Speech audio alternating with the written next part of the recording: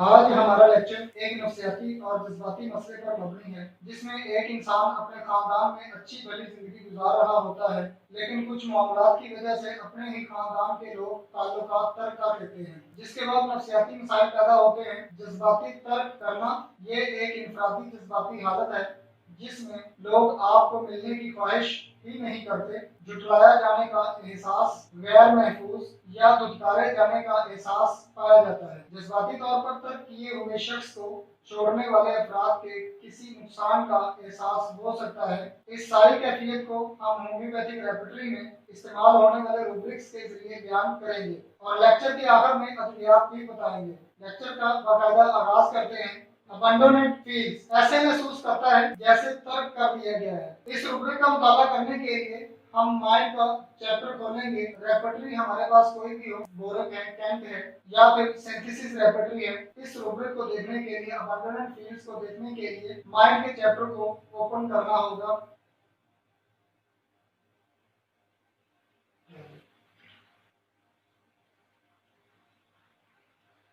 जब हम अबंडोनेट फील्ड के लिए माइंड का चैप्टर ओपन करते हैं तो हमें वहां पर फॉर सेकंड फीलिंग का रूब्रिक भी मिलता है। इस रूब्रिक में भी यही एहसास पाया जाता है। फॉर सेकंड फीलिंग एहसास होता है कि फरामोश कर दिया गया हो, तर्क किए जाने से जुनून पैदा होता है या महसूस करता है कि इसका साथ मुकम्मल तौर पर छोड़ दिया गया हो, जिससे बेरामी और किसी के तर्क कर देने वाला एहसास पैदा हो जाता है, जिसका शुमार वही शख्स कर सकता है जिसके साथ ये अमल किया गया होता है। जब हम फॉर सेकंड फीलिंग को देखते हैं, फॉर सेकंड फीलिंग के बाद हमें एक चीज नजर आती है, deliriums, alarm, feels deserted, feels disgraced, feels enemy family. वहमो गुमान में मुब्तला हो जाता है, तन्हा महसूस करता है, अंदर से वीरान होना, बदनामी महसूस करना, अपना ही खानदान दुश्मन महसूस होता है। सोचता है कि इसका अपना कोई भी नहीं है, बिल्कुल दुनिया में तन्हा है। सारे लोग होने के बावजूद, पूरी फैमिली, पूरा खानदान होने के बावजूद समझते हैं कि बिल्कुल तन्हा कोई भी नहीं है। जब हम इस तरीके का मुताला कर रहे होते हैं, माइंड के रूब्रिक में हमें जो mind related rubric, abandoned fields related rubric जो हमें मिल रहे होते हैं, इसमें हमारे पास स्ट्रेंज भी एक रूब्रिक मिलता है। तो जब हम इसको देखते हैं तो इसका मतलब भी उसी तरीके से लिया जाता है। इसमें भी अजनबियत का एहसास पाया जाता है, अजनबी महसूस करता है, मर्द है या औरत है, अपने आप को दुनिया से कटा हुआ अजनबी से महसूस करेगा, जैसे वो इस दुनिया का हिस्सा नहीं है। रोने से तन्हाई महसूस करता है, रोता है, जब भी रोता है तो रोने से तन्हाई महसूस करता है, अकेला होता है, चिल्लाता है, रोता है, ऐसे रोएगा, ऐसे चिल्लाएगा जैसे उसका अपना कोई नहीं है, जैसे उसका अपना कोई दोस्त या सज्जन बिल्कुल नहीं है, फैमिली में बिल्कुल तन्हा है। इस तरीके से अजनबियत का एहसास होता है, जिसकी वजह से हर वक्त रोता रहेगा। अबंडोनेट फील्ड के बारे में हमारे पास होम्योपैथिक रेपर्टरी में कुछ रेमेडीज पाई जा रही हैं। तो इसमें आपके पास बहुत सी रेमेडीज लिखी हुई हैं। जैसा कि हमने लेक्चर के आगाज में कहा था कि हम लेक्चर के बिल्कुल एंड पे जाके आपको इनकी मेडिसिन भी बताएंगे। तो ये रेमेडीज की एक लिस्ट है, यहाँ पे आप देख रहे हैं जो बिल्कुल वाइट अल्फाज हैं, ये जो लिखे हुए हैं, ये जो मेडिसिन लिखी हुई हैं, ये नंबर 1 डिग्री की हैं, और जो येलो तरीके की मेडिसिन लिखी हुई हैं, ये हमारे पास 2nd डिग्री की हैं, और जो रेड मार्क की हुई हैं, ये हमारे पास 3rd डिग्री की मेडिसिन है। तो हमें जो इन रेमेडीज में, इन रेमेडीज के ग्रुप से हमें जो सबसे ज्यादा प्रोमिनेंट रेमेडीज मिलती हैं, वो ज्यादातर ऑरोमेट है, ट्राइनम है और पल्साटिला है। इसी तरीके से ये जो 3 मेडिसिन है, इनकी ज्यादा खपत होती है, क्लिनिक्स पे इनको ज्यादा इस्तेमाल किया जाता है। इनके पेशेंट्स 3 मेडिसिन में ज्यादा फॉल कर रहे होते हैं। There are 3 remedies in it in the 3rd degree. Repertorize करने से अबंडोनेट फील को, रेंज को और फॉर सेकंड फीलिंग को जब हमने इसको रेपर्टाइज किया तो हमें 3 रेमेडीज जो है वो प्रोमिनेंट मिली, तो वो 3rd डिग्री की रेमेडीज है। उसमें जब हम बात करते हैं ऑरोमेट की, ऑरोमेट का कोई भी पर्सनैलिटी, ऑरोमेट की कोई भी पर्सनैलिटी होगी तो वो अपनी ड्यूटी को बहुत ज्यादा अहमियत देती होगी, वो अपने फ्राइज के बारे में बहुत बाखबर होता है। इसे परेशानी लाक होती है कि इसने वो काम नहीं किया जो इसे करना चाहिए था, कि इसने अपनी ड्यूटी के साथ साथ इसे भी नहीं करना चाहिए था। इसे बहुत तकलीफ होती है जब वो देखता है कि लोगों को इस पर मजीद एतमाद नहीं है, लिहाजा जब इसे तर्क करने का एहसास हो जाता है तो वो इसे खुदकुशी पर मजबूर कर सकता है, ये इसे बहुत अफसरदा कर सकता है। जब हमने ऑरोमेट की बात की तो ऑरोमेट के बाद हमारे पास जो दूसरी मेडिसिन आती है 3rd डिग्री की, इसको हम देखते हैं सोराइनम। सोराइनम मेडिसिन को देखें तो इसकी जो अलामात हैं एक जैसी हैं, ऑरम से मिलती जुलती की अलामत हैं, लेकिन किसी और वजह से। वो वजह क्या है कि इसका मरीज अपने आप को गरीब महसूस करता है, हर चीज की कमी होती है। ये सबसे बड़ी सोरक दवा है जब आपका मरीज आपको बहुत बार कहता है मेरे पास कुछ नहीं है और इसमें कुछ नहीं है, तो आपको इसके बारे में सोचना चाहिए। मेरे पास इतनी ताकत नहीं है, मैंने अपना फर्ज पूरा नहीं किया जैसा कि मुझे करना चाहिए, मैं इतना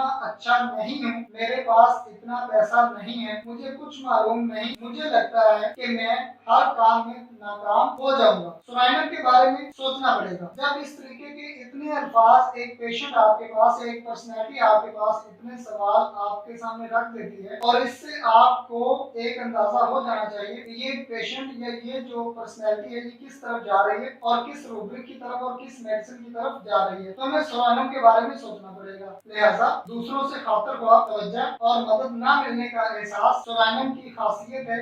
ये सुराइनर का न्यूक्लियस है। अगले बात करते हैं पल्साटिला की। जब हमने दो मेडिसिन देखी तो दोनों मेडिसिन की अलामत तो एक जैसी होती हैं, लेकिन हम दूसरी तरफ पल्साटिला की तरफ देखते हैं तो पल्साटिला के मरीज को सिर्फ इस वक्त इत्मीनान महसूस होता है जब वो आस-पास के लोगों का प्यार महसूस करती है या करता है, जब इसे लगता है कि इसे हर एक से प्यार है। पल्साटिला का इंसान बहुत प्यारा हो सकता है, लेकिन ये सिर्फ उस सूरत में कि इसे दूसरों के प्यार और मिठास की जरूरत है। ये वाकई ही पल्साटिला का न्यूक्लियस होता है। यानी कि अगर हम बात करें एहसासियत की, हसासियत नाम की जो चीज है वो पल्साटिला का न्यूक्लियस होगी। और जब भी किसी भी तरीके से पेशेंट की हसासियत पाई जाए या पेशेंट इतना हसास हो तो हमें उसके न्यूक्लियस की तरफ जाना पड़ता है, और वो न्यूक्लियस जो है वो पल्साटिला का न्यूक्लियस निकलता है, पल्साटिला का न्यूक्लियस बनता है। इसके मरीज के पास कई बार बहुत से ऐसे लम्हात होंगे जब वो प्यार की कमी के साथ तन्हा तन्हा खोए हुए महसूस करेगा। There is a sub rubric sensation of isolation. जब हम अबंडोनेंट की बात करते हैं तो अबंडोनेंट के बाद जो अबंडोनेंट फीलिंग के बाद हमारे पास जैसे कि 4 सेकंड की भी हमने बात की, तो इसमें एक सब रूब्रिक भी आ रहा होता है। इस सब रूब्रिक को जब हम देखते हैं तो इसमें सेंसेशन ऑफ आइसोलेशन की बात हो रही होती है। सेंसेशन ऑफ आइसोलेशन क्या है? ये तन्हाई का एहसास है। जब हम बात करते हैं इसकी तन्हाई के एहसास की, it appears to be the same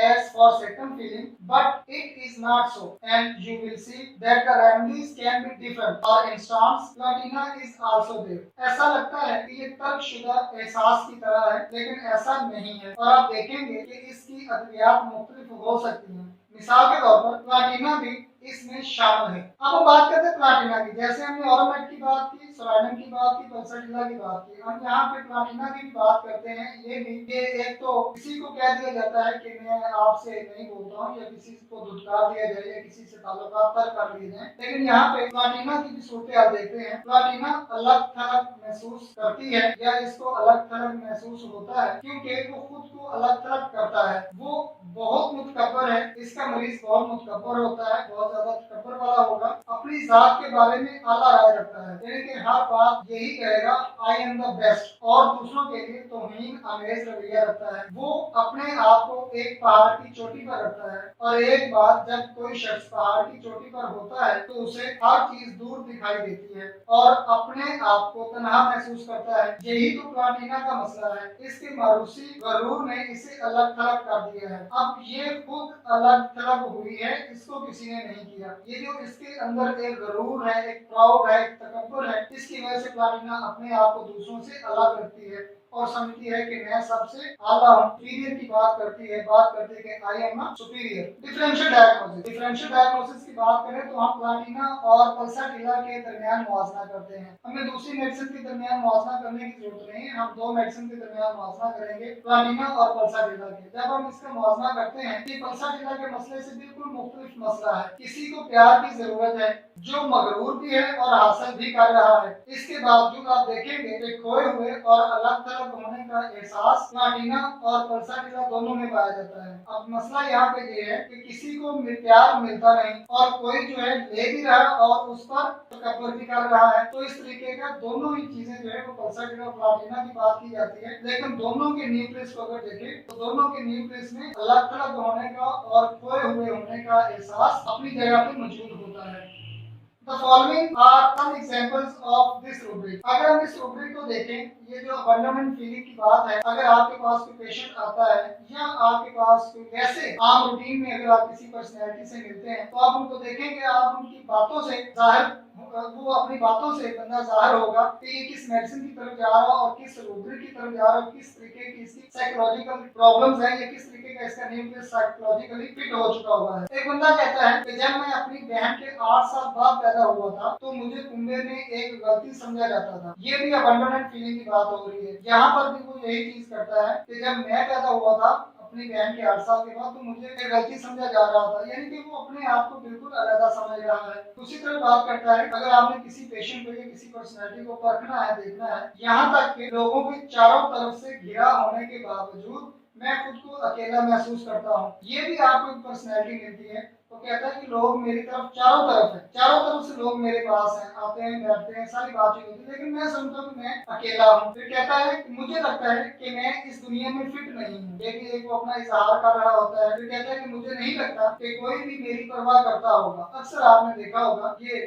जो यंग जनरेशन है, आप इनमें देखेंगे अक्सर बात होती होगी कि मुझे कोई नहीं चाहता, मुझे कोई अच्छा नहीं समझता, कोई मेरी परवाह नहीं करता, कोई मेरे आने जाने पे रोक टोक नहीं करता, कोई मुझसे नहीं पूछता। तो ये ऐसा ही इसको लगता है कि जैसे कहता है कि मेरी कोई भी परवाह नहीं करता। फिर कहता है कि मैं इस दुनिया से खुद को मुकम्मल तौर पर ओझल महसूस करता हूँ। कहता है कि इस दुनिया में रहता तो हूँ, लेकिन मुझे ऐसे लगता है जैसे मैं ओझल हूँ। मैं एक फीमेल है तो वो अपना इजहार करती है इस तरीके से, मैं अपने शौहर के बगैर बिल्कुल खत्म हो गई हूँ। तो ये भी इस तरीके की अबंडोनेंट फीलिंग की तरफ लेकर जा रहा है। तो हम जब रेपेटरी को, जब उसकी अलामात को या पेशेंट की साइकी को या पेशेंट की पर्सनैलिटी को रेपेटाइज करते हैं तो हमें अबंडोनेंट फीलिंग की तरफ लेकर जाया जाता है और हम वहां पर उससे अच्छे तरीके से मेडिसिन निकाल सकते हैं और एक पेशेंट को क्योर कर सकते हैं। अगर कोई बंदा इस तरीके के एहसास कमतरी में या मायूसी में घिरा हुआ है तो हम उसको अच्छे तरीके से शिफा याब कर सकते हैं और शिफा से हम किनार कर सकते हैं। ये होम्योपैथी का ऐसी पर्सनैलिटीज पर, ऐसी मायूसी वाली पर्सनैलिटीज पर एहसान होगा।